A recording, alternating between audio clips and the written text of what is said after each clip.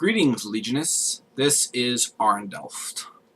So, as an overall review for me, I have been bouncing around from a few different things this past week, from planning and executing our latest battle report, which XL Pudding is putting together, which is a, it's the words. It's a lot of words, and I have to say words in order to get the words out, and they're up here. It's just saying them sometimes is difficult. Yes, Primate. Okay, gosh. Alright, it was the 8th edition Dark Imperium starter sets. Strictly that, only, versus each other. So it was the Nurgle versus the Primaris, just straight up death battle. And we did, random mission and everything again. So, be looking for that video in the next few days.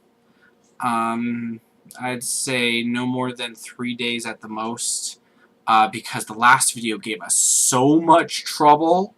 I'm giving us a much longer time span on this one because I don't know what it is, but putting these things together, they fight us and they fight us and they fight us. Mind you, XL Pudding's the one doing all the work, but man, the Dark Vengeance battle report was a pain, and I have no idea why. Because the battle report before that, was just fine. Came together like a charm. So, I don't know. We'll just figure it out, though. Either way, though, I've been getting quite a few new models. I recently just got some Cataphracti. I know. I'll need to do a model showcase. But they've got sort of a desert camouflage on. That was the paint job they came with, which I find sort of interesting, especially since they've been based with that same coloration. So I'll just have to show that to more of you later. As well, I've been putting together and magnetizing a bunch of my Grey Knights.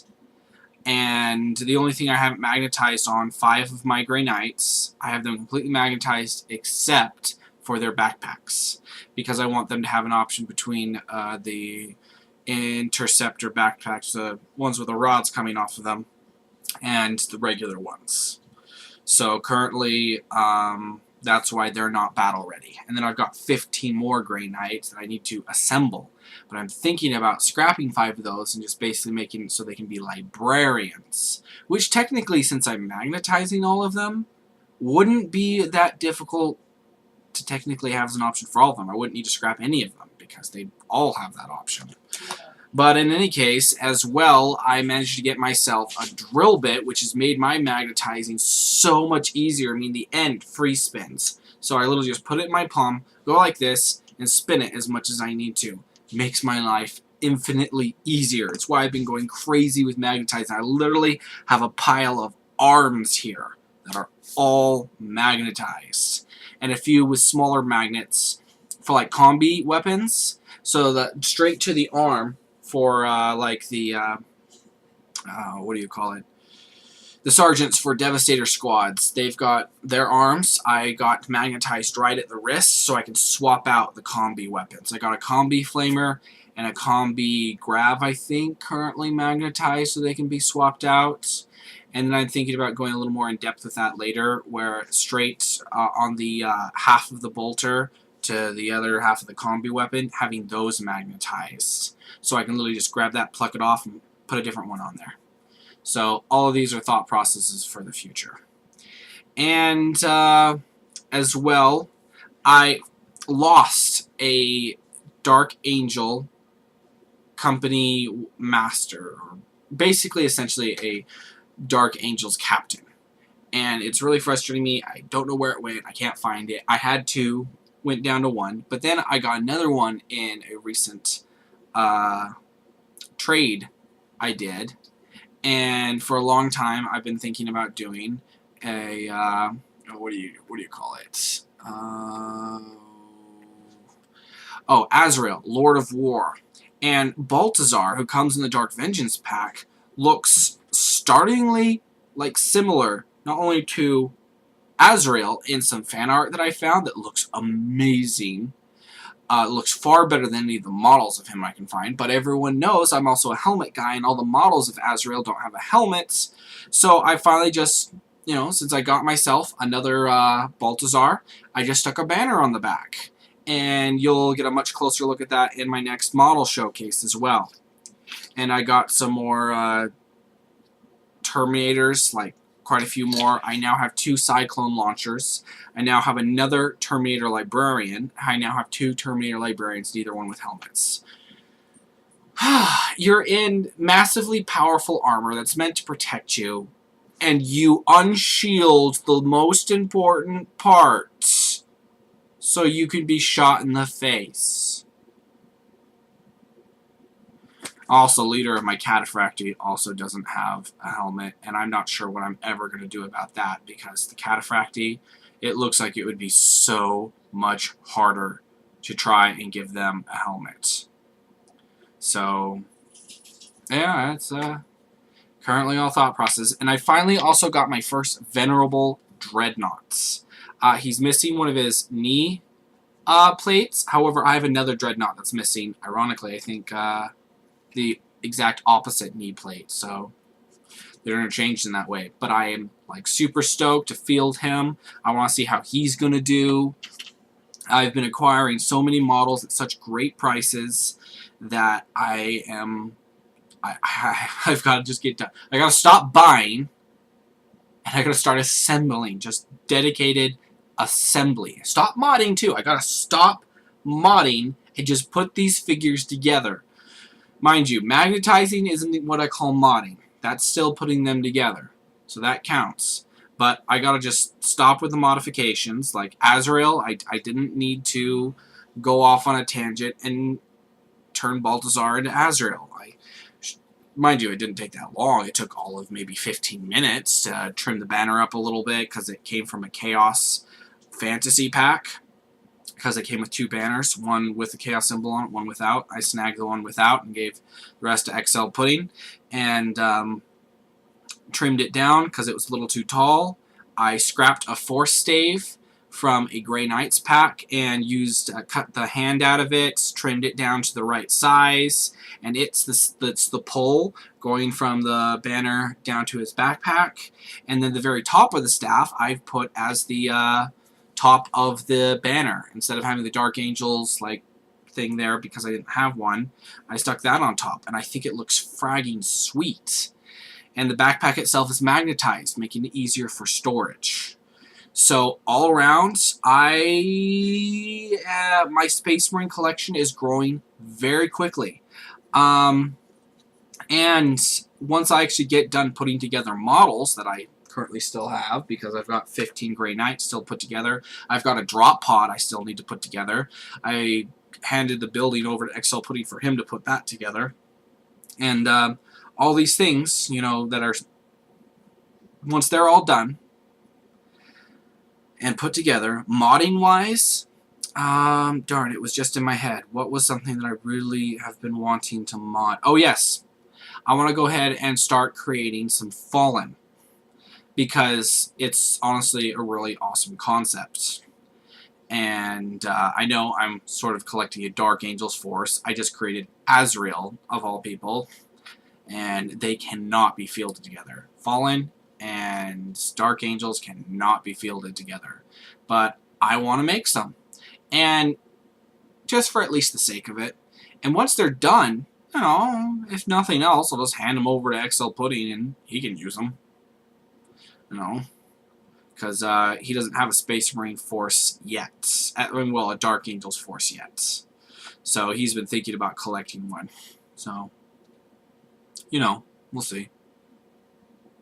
But in any case, these are just possible plans for the future, and etc. I've honestly got a lot on the table right now, and I just need to get started. One final note, though, I bought like Battle of Calth or at Calth sets that had been converted to Death Watch. So it's a lot of older Marines who are Death Watch, you know, in the older armor. I don't know which mark, but they have been poised badly. A lot of them just look bad. Including my Venerable Dreadnought. He doesn't look good. Well, by not look good, I don't mean the knee pad missing. It's he's got a helmet, a Chaos helmet in his hand, and it's just not put there very well. It looks kind of stupid. So I've got to remove that and repair the damage of removing it and whatnot, trim it over, make it look good. Once he's primed and painted, it'll also help cover it up. I've got to do so much stuff to basically be smoothing this all up. And yeah, model-wise, I'm going to be busy for a while. I just need to stop spending money and start working on my stuff. Yeah. Also, Borderlands-wise, I bought a, there we go, up there. I bought, up here, Lilith, Tiny Tina, and Doctor Strange. Oh, and behind Claptrap up there somewhere, yeah, right up there, is another Mad Moxie that I got. And not the pop head. She's actually just more of an actual accurately sized model. And it's like a Borderlands 1 version of her when she still had the Power Dome or whatever it was called, because she's got the megaphone in her hands. And for some reason, her holster's empty. And I don't know why her holster would be empty. I think she still had Ruby, her pistol, back then. I don't think she lost it yet. Because she lost it, and What's-His-Bucket went and found it. Mordecai went and found it for her, got it back to her. And then there, depending on what choice you made, she ends up giving it to you, or you take... There's a quest where she might give you Ruby, her pistol. Anyway, I don't know why her holster's empty, but it is. In any case, though, also, you may have noticed earlier, I'm wearing a green wristband. I know you can't. There we go. Now you can see it. Yeah. GamerCon. Yesterday, and I'm going to be going back today, GamerCon. I've been having a blast. In Utah, I don't know exactly. I don't know. I don't think it's counted as West Valley. No, Taylorsville. I think it's Taylor. Well, it's off 90th South. Whatever. GamerCon.